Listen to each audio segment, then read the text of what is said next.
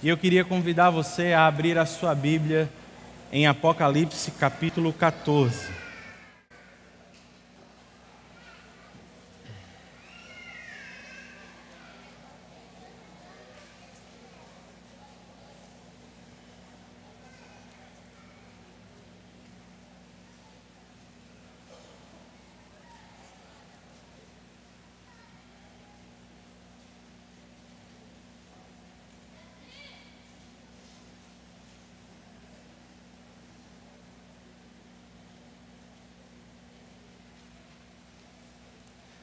Você se lembra do Êxodo?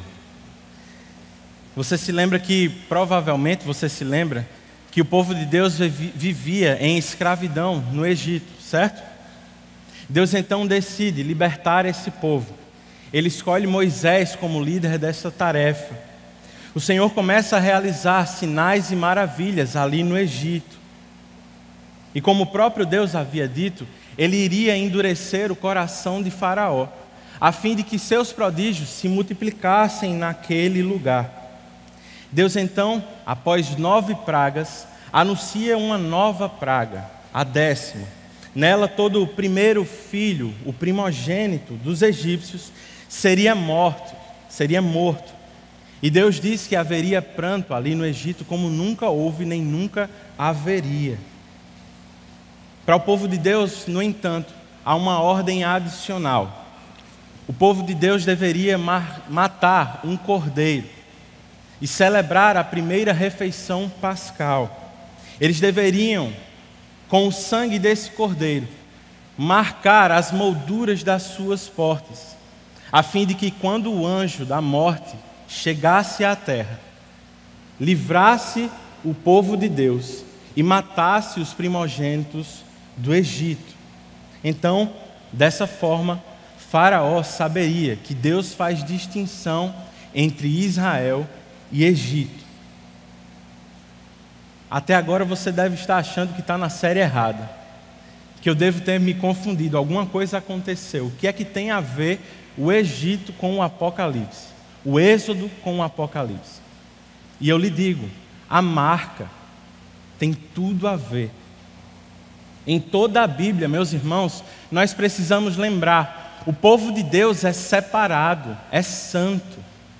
Nós somos marcados por sinais da aliança, por exemplo, por causa do sangue do Cordeiro. No Antigo Testamento, o povo de Deus era marcado pela circuncisão. No Novo Testamento é o batismo. No Novo Testamento, em Atos dos Apóstolos, os crentes são chamados de aqueles que são do caminho. Mais à frente serão chamados de cristãos. A Bíblia se refere a nós como sal e luz dessa terra. Nós somos santos, propriedade exclusiva do Senhor, povo de Deus. É assim em toda a Escritura. E assim como nós vimos no capítulo anterior, os seguidores da besta recebem o seu sinal. Mas como nós veremos aqui em Apocalipse 14, os crentes também são marcados com o sinal do Cordeiro e de seu Pai. Vamos ler o capítulo 14 de Apocalipse. O texto nos diz assim: Então olhei, e diante de mim estava o Cordeiro, em pé sobre o monte Sião, e com ele 144.000, que traziam escritos na testa o nome dele e o nome de seu Pai. Ouvi um som dos céus como de muitas águas, e de um forte trovão. Era como de arpistas tocando seus instrumentos. Eles cantavam um cântico novo diante do trono, dos 4 seres viventes e dos anciãos. Ninguém podia aprender o cântico, a não ser os 144.000 que haviam sido comprados da terra. Estes são os que não se contaminaram com mulheres, pois se conservaram castos e seguem um cordeiro por onde quer que ele vá. Foram comprados dentre os homens e ofertados como primícias a Deus e ao cordeiro. Mentira nenhuma foi encontrada em suas bocas, são imaculados. Então vi outro anjo que voava pelo céu e tinha na mão o evangelho eterno para proclamar aos que habitam na terra, a toda nação, tribo, língua e povo. Ele disse em alta voz: temam a Deus e glorifiquem-no, pois chegou a hora do juízo. Adorem aquele que fez os céus, a terra, o mar e as fontes das águas. Um segundo anjo o seguiu, dizendo: caiu a grande Babilônia, que fez todas as nações beberem do vinho da fúria da sua prostituição.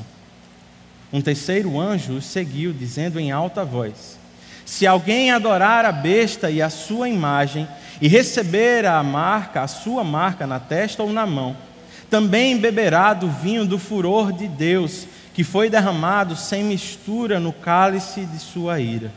Será ainda atormentado com enxofre ardente na presença dos santos anjos e do Cordeiro. E a fumaça do tormento de tais pessoas sobe para todos sempre. Para todos os que adoram a besta e a sua imagem, e para quem recebe a marca do seu nome, não há descanso dia e noite. Aqui está a perseverança dos santos, que obedecem aos mandamentos de Deus e permanecem fiéis a Jesus. Então ouvi uma voz do céu dizendo: escreva, felizes os mortos que morreram no Senhor de agora em diante. Diz o Espírito: sim, eles descansarão das suas fadigas, pois as suas obras os seguirão.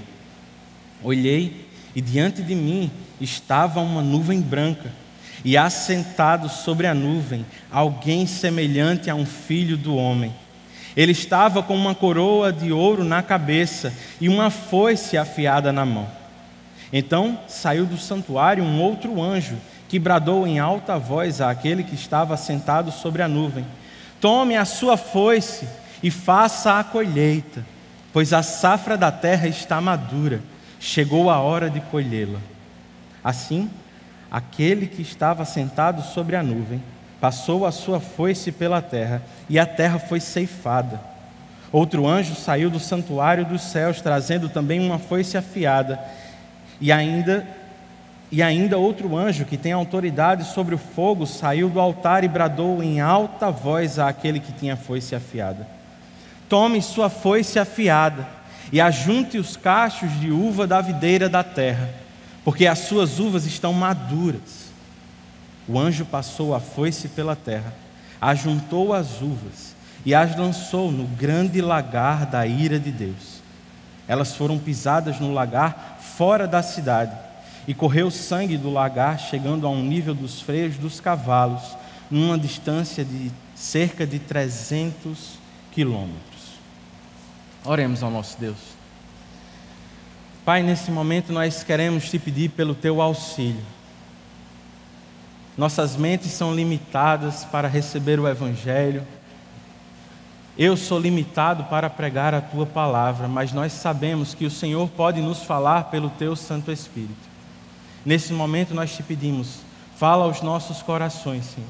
Nos transforma pela tua palavra, não somente a nós que estamos aqui, mas também as crianças que estão aprendendo mais da palavra de Deus. Esse é o nosso pedido, em nome de Jesus. Amém. Em Apocalipse, como nós já sabemos, a história do povo de Deus é contada de forma cíclica. Nós chamamos de sessões paralelas e progressivas, você já deve ter ouvido isso. A cada novo ciclo, a mesma história é contada, sendo que com alguns detalhes diferentes. Cada dessas sessões é marcada também pelo número 7. Lembre, por exemplo, que a primeira sessão tinha 7 cartas a 7 igrejas. Na segunda sessão nós temos 7 selos que são abertos. Na terceira sessão são 7 trombetas. E agora, nesta quarta sessão que nos encontramos, nós temos 7 vozes. Elas estão nos versos 2, 7, 8, 9, 13, 15 e 18. Essas vozes aqui, elas apontam ao mesmo tempo para a vitória do Cordeiro, a vitória do povo de Deus e a justa punição que os ímpios irão receber.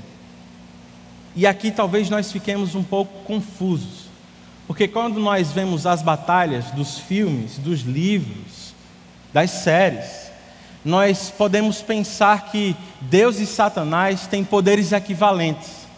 Eles brigam, o bem vence o mal, mas há sempre uma dificuldade. Não é o que nos diz as Escrituras. As Escrituras nos ensinam que o Cordeiro já venceu.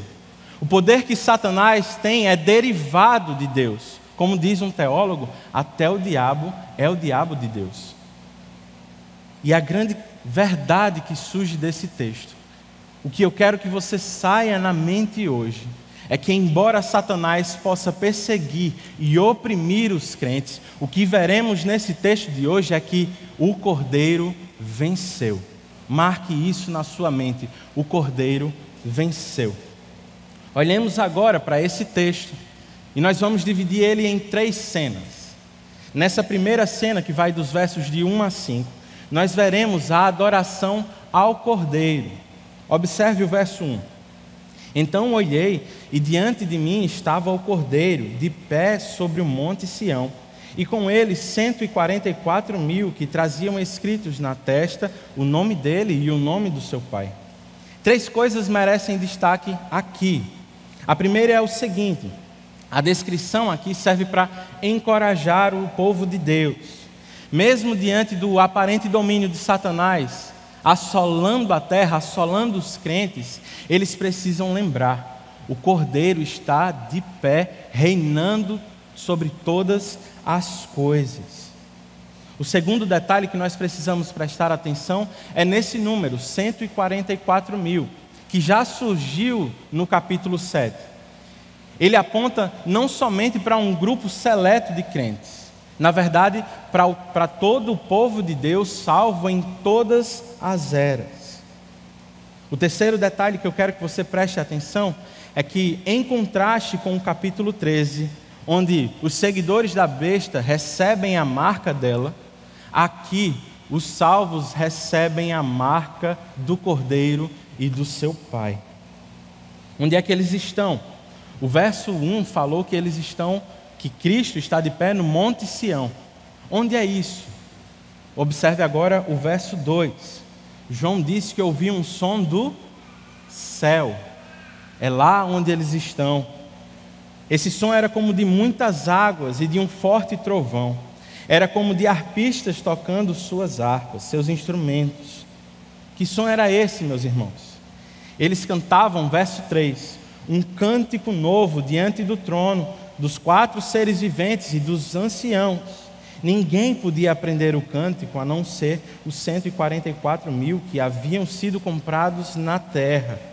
O que João ouve é ao mesmo tempo forte, impetuoso e harmonioso, suave e delicado.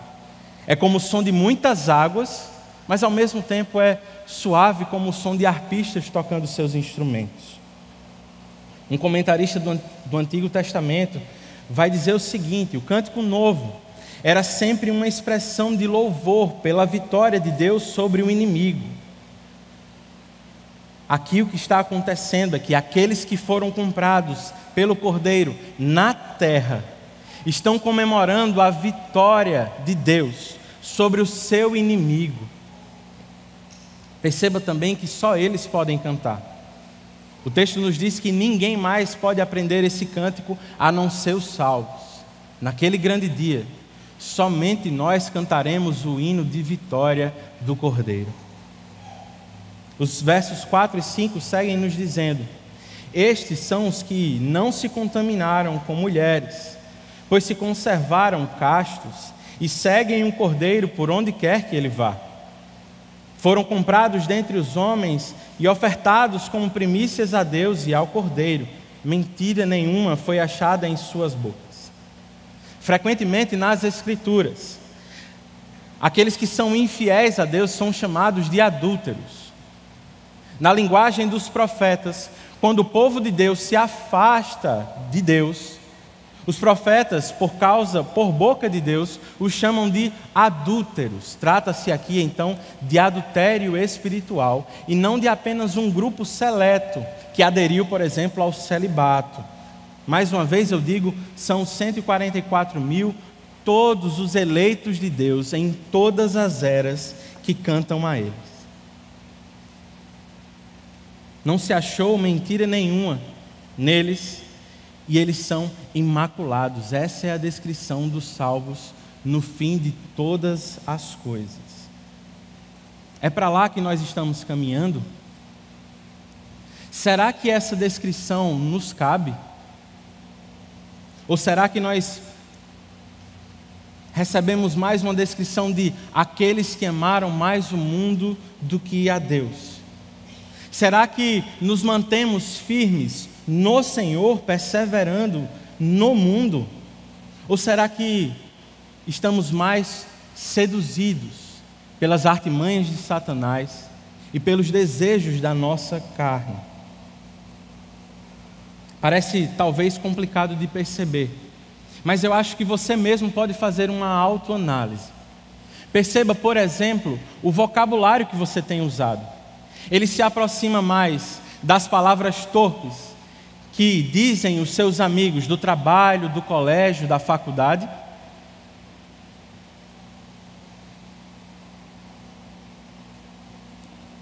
Será que se parece muito mais, as nossas conversas se parecem muito mais com as conversas dos nossos amigos, cheias de malícia, de palavras obscenas? À medida que nós amadurecemos, depois que somos salvos, espera-se que crentes sigam crescendo em santidade. Nós estamos aqui na terra, é verdade, nós lutaremos contra o pecado. Deus nos alcançou por sua graça, mas nós precisamos continuar na caminhada em crescimento até que chegaremos nesse dia. Será que nossos amigos, eles veem diferença na forma como nós falamos, como vivemos? Ou será que estamos parecidos com o mundo? Meus irmãos, nós precisamos considerar que nós fomos separados por Deus. É isso que significa a expressão santos. Deus nos separou desse mundo. E eu sei que não será fácil, porque nós teremos que pensar em como nos vestiremos, como nos portaremos diante dos outros, o que falaremos, o que pensaremos. Eu sei, é difícil, mas essa é a vida do cristão. Em algum momento, inevitavelmente, meus irmãos, nós seremos excluídos, porque a ideologia e a forma como o mundo vive não são compatíveis com a forma de viver do povo de Deus. É certo que em algum momento farão piadas conosco. É certo que em alguns momentos seremos excluídos, satirizados, oprimidos, perseguidos. Mas essa é a vida que Deus nos deu. Esse momento é curto demais para que nos apeguemos a somente as dificuldades desse mundo.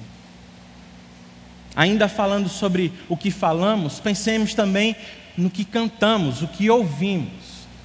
As canções que estão nas nossas playlists, elas se aproximam mais desse novo cântico dos salvos, ou elas se parecem mais com as canções do TikTok?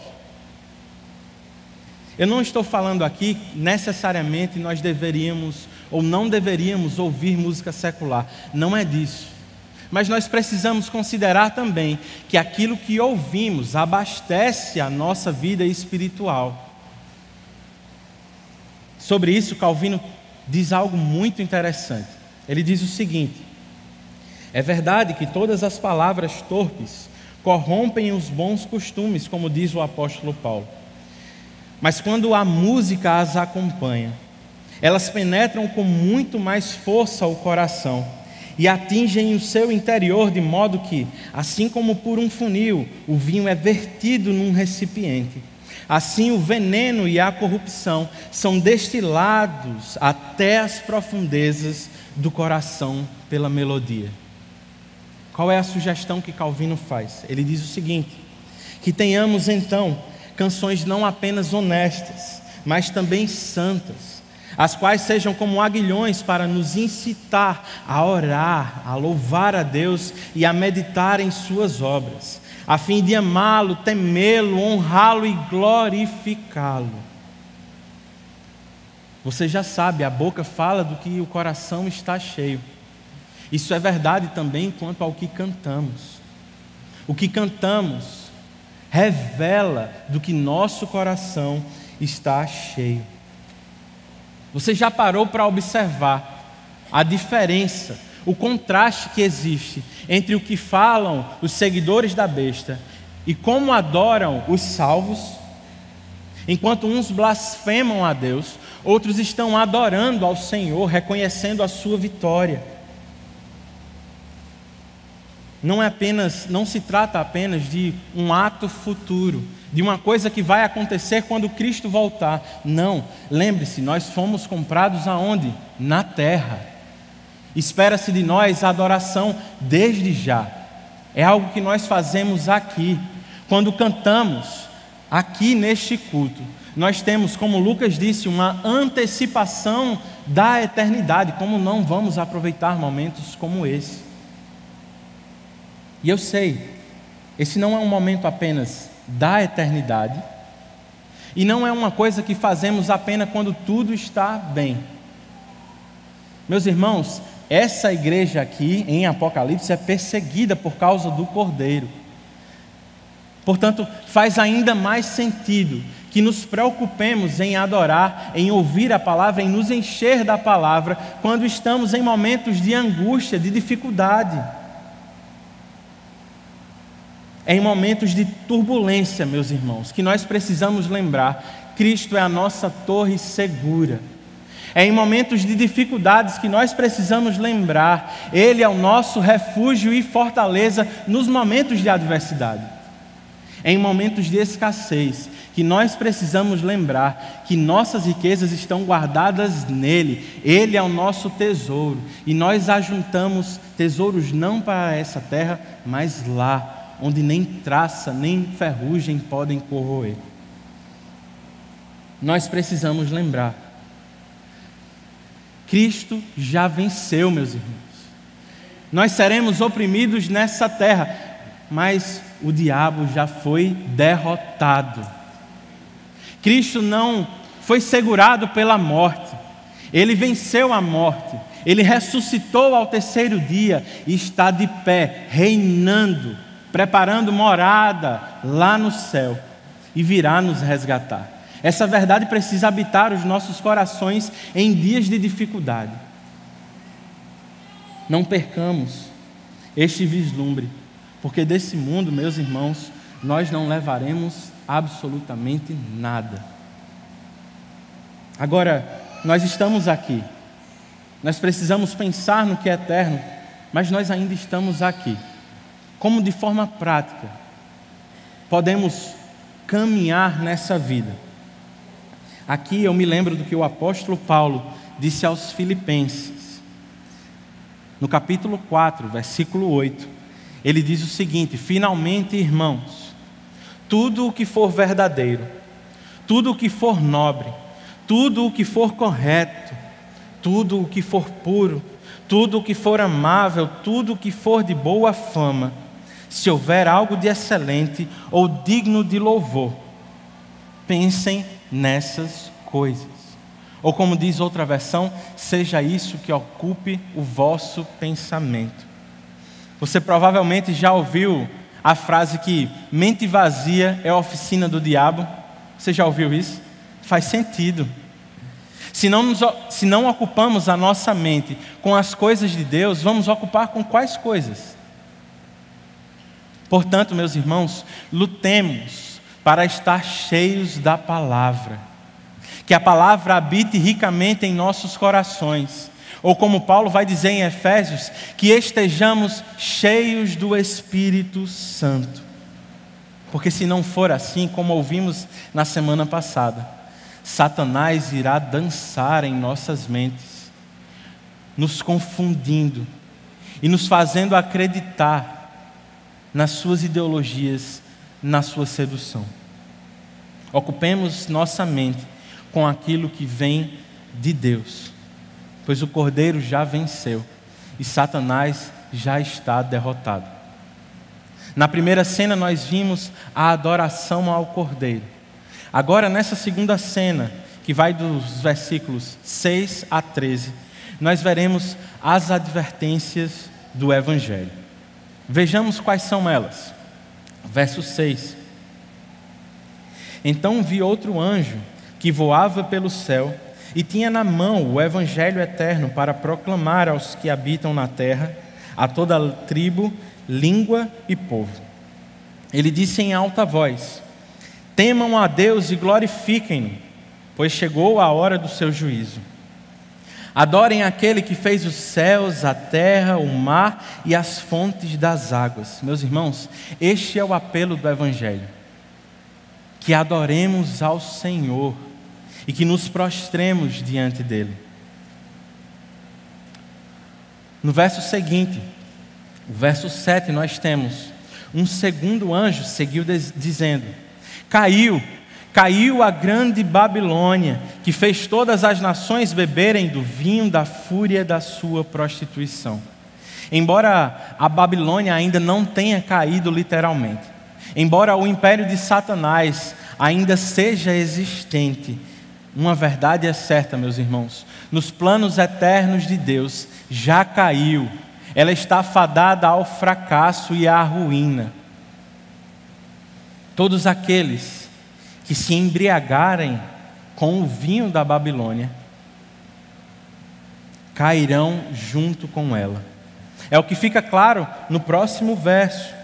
A palavra nos diz: um terceiro anjo o seguiu, dizendo em alta voz: se alguém adorar a besta e a sua imagem, e receber a sua marca na testa ou na mão, também beberá do vinho do furor de Deus, que foi derramado sem mistura no cálice da sua ira. Será ainda atormentado com enxofre ardente na presença dos santos anjos e do Cordeiro. E a fumaça do tormento de tais pessoas sobe para todos sempre como um memorial, para todos os que adoram a besta e a sua imagem, e para quem recebe a marca do seu nome, não há descanso dia e noite. Eis a consequência aqui, irmãos, de se embriagar com o cálice ou com o vinho da besta.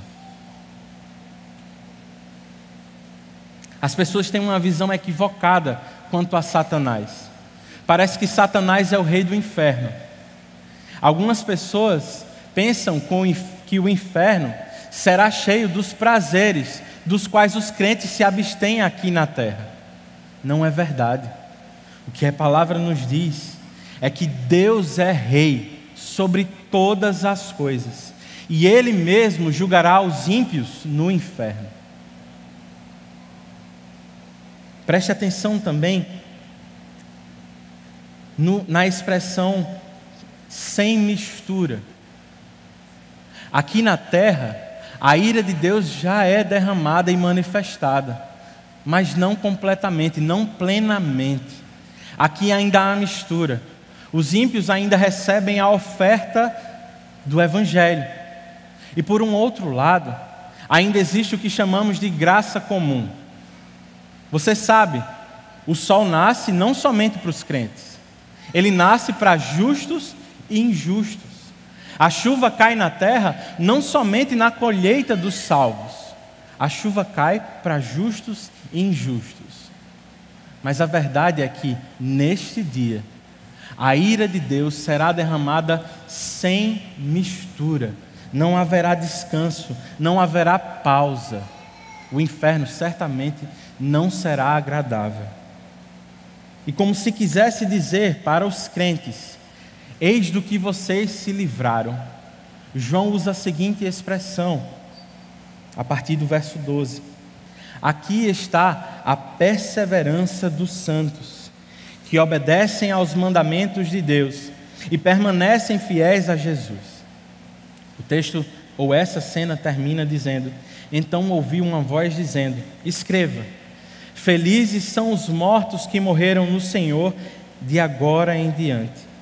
Diz o Espírito: sim, eles descansarão das suas fadigas, pois suas obras os seguirão.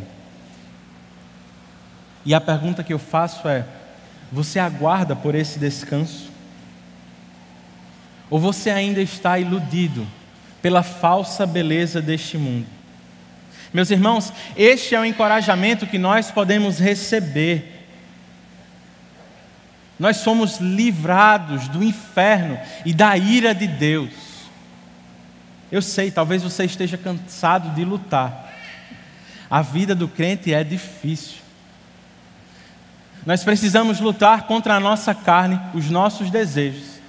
Nós precisamos lutar contra as artimanhas de Satanás. É tudo muito complicado. Mas eu e vocês precisamos lembrar: as lutas desse mundo são momentâneas. Lembremos do livramento que recebemos em Cristo Jesus. Era um inferno que eu e você merecíamos. Deus nos livrou da sua própria ira.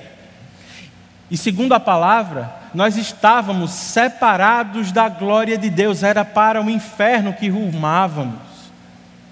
Mas por causa do sangue do Cordeiro, já estamos livres da condenação.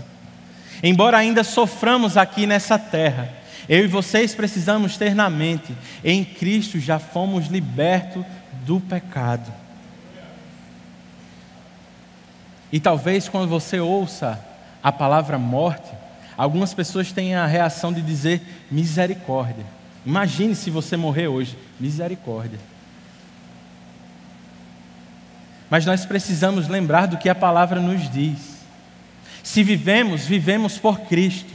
E se morremos, meus irmãos, somos bem-aventurados, felizes, porque existe descanso para nós. Nós descansaremos das lutas dessa terra, estaremos com o nosso Salvador para todo sempre. É por isso que Paulo vai dizer que a morte é lucro. Mas a verdade é que não morremos ainda. Nós ainda estamos aqui. E precisamos lembrar do que o apóstolo Paulo vai dizer na segunda carta aos Coríntios, no capítulo 4, falando que Deus ressuscitou e com Ele ressuscitarão os seus. Ele diz o seguinte: por isso, não desanimamos. Embora exteriormente estejamos a desgastar-nos, interiormente estamos sendo renovados dia após dia, pois os nossos sofrimentos são leves e momentâneos, e estão produzindo para nós uma glória eterna que pesa mais do que todos eles. Assim, fixamos os nossos olhos não naquilo que se vê, mas no que não se vê e é eterno. Meu irmão, minha irmã, não nos apeguemos a este mundo. Você e eu não somos daqui. Nós estamos peregrinando em um deserto, mas estamos rumando para a terra prometida que o Senhor preparou para nós.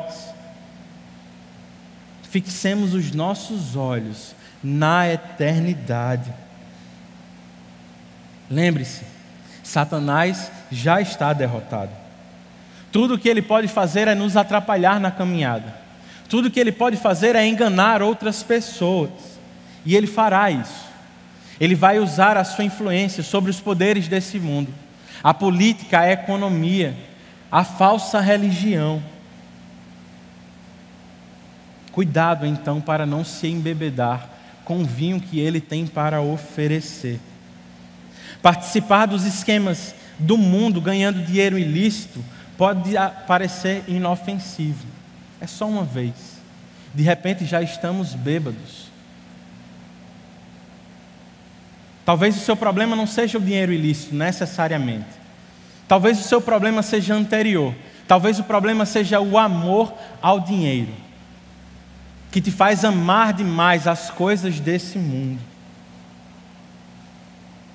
Mas nós precisamos lembrar, Cristo nos disse que não podemos servir a dois senhores. Não há como servir ao dinheiro e a Deus ao mesmo tempo. As propostas desse mundo, certamente, meus irmãos, serão muito atraentes. Mas nós precisamos lembrar da advertência que o Evangelho nos faz. Quem beber do vinho da prostituição de Satanás, terá de beber também do cálice da ira de Deus.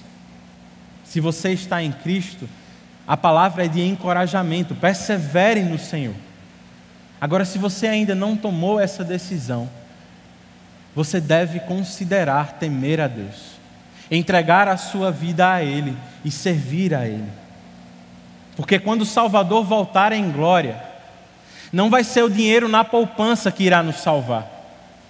De nada adiantará os negócios que tivermos nesse mundo, as muitas posses, os imóveis. De nada vai adiantar o dinheiro que nós temos investido em bolsa de valores.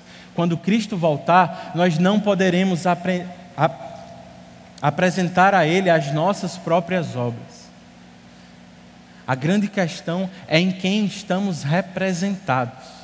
Nós estamos no primeiro Adão, que pecou e foi expulso do Éden, ou nós estamos no segundo Adão, Cristo, que obedeceu à lei plenamente e conquistou para o seu povo salvação.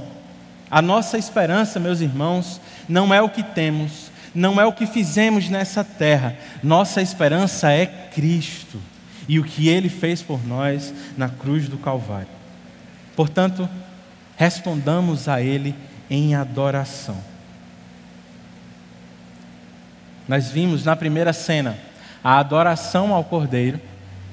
Na segunda cena nós vimos as advertências do Evangelho. E agora nessa terceira cena nós veremos o juízo final, dos versos 14 a 20.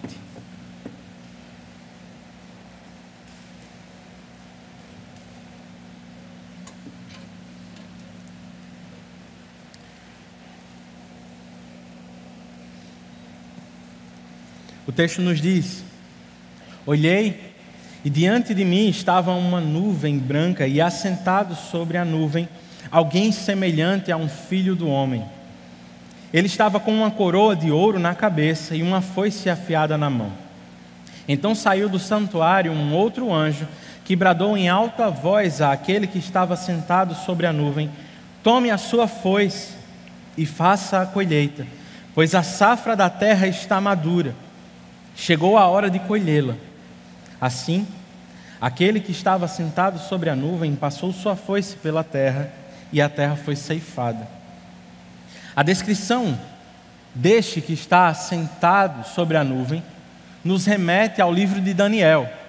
Você se lembra daquele quarto homem na fornalha, que tinha aspecto de filho do homem? Este é Cristo. Cristo que está voltando para buscar a sua igreja, reinando com uma coroa na cabeça e pronto para julgar o mundo. Alguns comentaristas aqui encontram algumas dificuldades em dizer que este, assentado sobre a nuvem, seria Jesus. Porque eles vão dizer, ele recebe a ordem de um anjo. Como é que Cristo, sendo Deus, pode receber a ordem de um outro anjo? Mas nós precisamos nos lembrar aqui do que o próprio Jesus nos ensinou em Mateus, capítulo 24. Ele disse no verso 36, quanto o dia e a hora, ninguém sabe, nem os anjos do céu, nem o Filho, senão somente o Pai. A ideia, portanto, aqui é que Cristo se sujeita à vontade do Pai. Note, por exemplo, que este anjo, ele sai do santuário, a habitação do Pai. Portanto, esse anjo traz uma mensagem do Pai ao Filho. O texto segue nos dizendo, verso 16: outro anjo saiu do santuário do céu, trazendo também uma foice afiada. E ainda outro anjo, que tem autoridade sobre fogo, saiu do altar e bradou em alta voz: tome sua foice afiada e ajunte os cachos de uva da videira da terra, porque as suas uvas estão maduras. O anjo passou a foice na terra, ajuntou as uvas e as lançou no grande lagar da ira de Deus.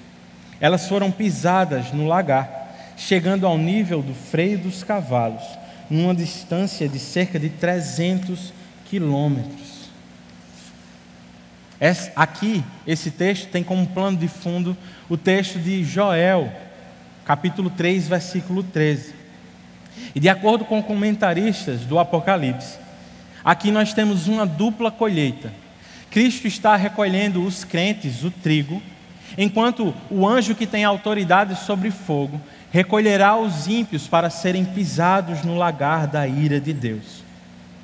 Embora nós saibamos e já ouvimos diversas vezes, a igreja não será poupada da tribulação, mas da punição do juízo de Deus pelos pecados, a igreja será livre. O próprio Cristo pisará aqueles que aderiram à falsa religião e que deram ouvidos à besta, aos poderes desse mundo, políticos e econômicos.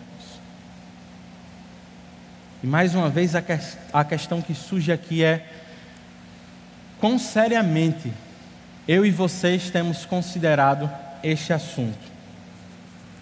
Algumas pessoas vão dizer que o inferno é uma utopia, que é uma mentira para manter os crentes alienados. A mensagem do Evangelho, entretanto, não exclui o inferno. Nós precisamos pensar do que Deus nos livrou do inferno. Era um inferno que nos aguardava. Todos nós estávamos separados de Deus. Outro dia, um pastor falando sobre a segunda vinda de Cristo, disse em um evento que a minha geração vai ver o Salvador voltar. Na hora eu confesso que eu sequer tive a boa reação de ficar feliz. A única coisa que eu pensava era: de onde esse homem tirou essa ideia? E eu geralmente sou muito ruim com a minha fisionomia. Ninguém passa desapercebido quando eu não concordo ou penso diferente em alguma coisa. Eu provavelmente nem estava olhando para ele e devo ter feito uma cara meio... E eu pensei, quando eu leio o Apocalipse, o que parece é que as coisas vão piorar muito. Eu sei que minha geração tem toda a capacidade de ser muito ruim, mas eu não sei se vai dar tempo de tanta coisa ruim acontecer somente na minha geração. Talvez eu esteja errado. 50 anos foram suficientes para 2 guerras mundiais acontecerem. Mas durante essa semana, enquanto eu meditava nesse texto, eu sinceramente não consegui chegar à conclusão de que verei o Senhor voltar. Na verdade, eu acho que nem nos cabe saber quando Ele voltará. O que cabe a nós é estarmos preparados. Mas por outro lado, eu fiquei pensando que talvez seja melhor ter essa expectativa. Talvez seja melhor mesmo pensar que Cristo voltará em breve. Porque à medida que eu lia textos que falam sobre a tribulação que o povo enfrentará e a segunda vinda de Cristo, eu comecei a perceber que o próprio Cristo ensinava que no dia do dilúvio as pessoas viviam uma vida normal. Elas não esperavam por justiça de Deus descendo sobre eles. Eles viviam, comiam, bebiam, se casavam. Moisés entra em uma arca, eles sequer se dão conta de que aquilo é real. Somente quando as águas começaram a levar todas as coisas, é que as pessoas se preocupam com a seriedade desse momento. Você lembra de Sodoma e Gomorra? Você acha que aquelas pessoas pensavam que iriam ser punidas por Deus? De repente desce juízo do céu sobre elas.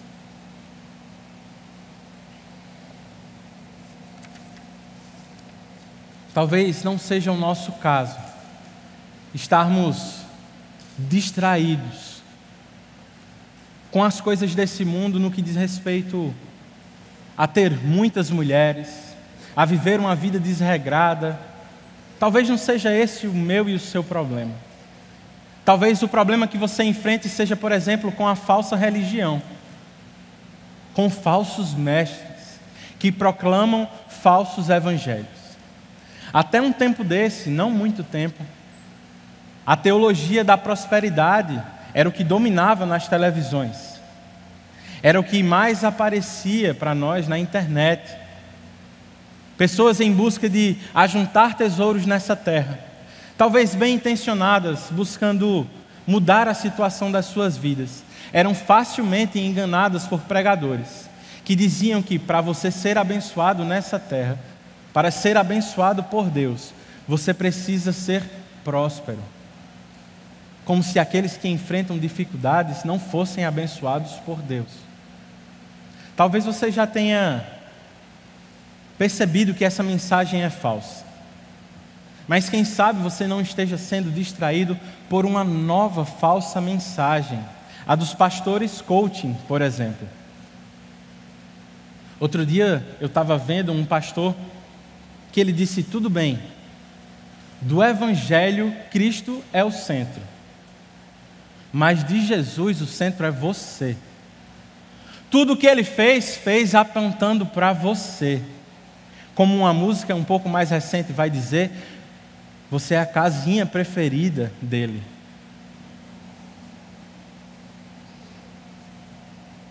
Mas tenha cuidado com o que você dá ouvidos.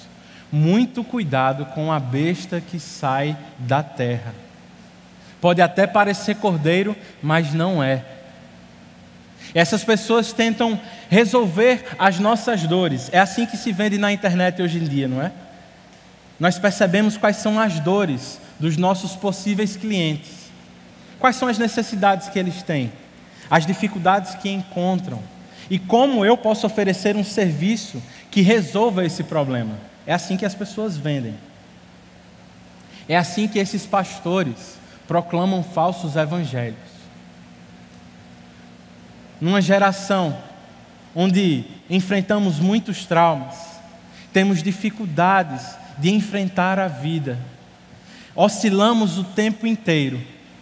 Esses pregadores querem aumentar a nossa autoestima. Eles querem dizer: você é valioso para Deus.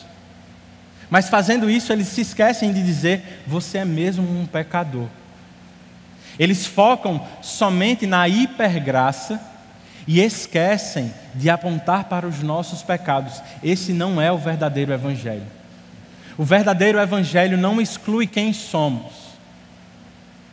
Não exclui o que fizemos contra Deus. Não exclui que fomos libertos do pecado. Tenha cuidado com o que você ouve. Porque nesse mundo, meus irmãos, nós nem sempre estaremos bem resolvidos. Nem sempre nós estaremos tranquilos no nosso coração. Mas nós precisamos lembrar, sempre estaremos seguros em Deus. Não vai ser fácil ouvir que você é mesmo um pecador. Não será fácil ouvir que você precisa tomar a sua cruz para seguir a Cristo. Não vai ser fácil ouvir que você precisa abandonar aquilo que é riqueza para você para seguir a Cristo. Mas, meus irmãos, essa vida vale a pena. Porque num estalar de dedos, tudo passará. E nós estaremos com o Rei da Glória. O que Cristo nos ensina é que apesar dos nossos sofrimentos, Ele estará conosco todos os dias. Ele vai nos dizer, por exemplo, no Sermão do Monte, em Mateus, no capítulo 5, entre os versos 4 a 12. Bem-aventurados os que choram, porque serão consolados. Bem-aventurados os humildes, porque eles receberão a terra por herança. Bem-aventurados os que têm fome e sede de justiça, pois serão satisfeitos. Bem-aventurados os misericordiosos, pois obterão misericórdia. Bem-aventurados os pacificadores, pois serão chamados de filhos de Deus. Bem-aventurados os perseguidos por causa da justiça, porque deles é o reino dos céus. Bem-aventurados serão vocês, quando por minha causa os insultarem, perseguirem e levantarem todo tipo de calúnia contra vocês. Alegrem-se, regozijem-se, porque a recompensa de vocês é grande e está nos céus. Pois da mesma forma que perseguiram os profetas, perseguirão a vocês. Eis a razão da nossa esperança. Eis porque não desanimamos. Eis porque continuamos na caminhada. E a pior coisa que que poderia acontecer nesta manhã é você sair daqui sem considerar essas coisas como importantes. Inevitavelmente, meus irmãos, nós nos depararemos com as distrações deste mundo. Ao sair daqui, já estaremos preocupados com o que comeremos. Você se dará de frente com um cardápio, talvez. Você se perderá, porque você vai estar escolhendo a comida que comerá em alguns minutos. Rapidamente você será tomado pelas muitas demandas que surgirão no próximo dia. Você estará preocupado com o que deixou de fazer hoje, com o que deixou de estudar. Mas saiba, meu irmão, minha irmã, esse assunto é urgente. Nem eu, nem você sabemos quando Cristo voltará. Nós não saberemos, inclusive, se estaremos vivos para comer daqui a pouco. Mas nós precisamos lembrar: Satanás já foi derrotado e Cristo vive e reina. Ele venceu a morte, ele vencerá Satanás e todas as coisas desse mundo, e ele retornará para buscar o seu povo. Qual é a marca que você carrega? No grande dia do juízo, você estará entre o trigo colhido por Cristo, os eleitos, ou você estará entre as uvas que serão pisadas pelo Cordeiro? Se você ainda não foi salvo pelo Evangelho, por Cristo, o apelo que faço a você é: arrependa-se dos seus pecados e renda-se ao Deus de toda a terra.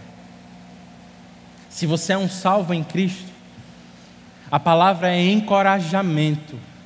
Continue a perseverar no Senhor.